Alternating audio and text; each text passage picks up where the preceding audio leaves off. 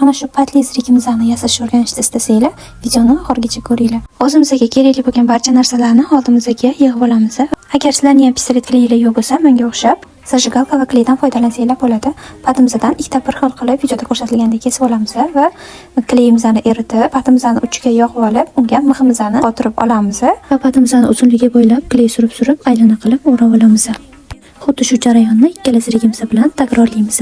Yana shunaqa videolarni o'tkazib olmaslik uchun Yasmin Shopga obuna bo'lib qo'ying. Chunki bundan ham zo'rlari hali oldinda. Aytgancha, yurakchani qizartirib qo'ysak, bu menga motivatsiya. Zirigimiz ham deyarli tayyor. Ikkalasini ham bir xil qilib yasab oldik. Endi kleyimizni patimizni tepa qismiga surib olamiz va qotganidan keyin vitraj ko'z bilan shu ko'rinishda bezab olamiz. Ikkinchi zirigimiz bilan ham shu ishni takrorlaymiz. Endi tepasiga turimizni kiritamiz va ambir yordamida ilmoq hosil qilib olamiz. Endi oxirgi etap ziriglarimizga taqib etishlarimizni shu ko'rinishda qotirib olamiz. Shu bilan ziriglarimiz tayyor. Keyingi videolarda ko'rishguncha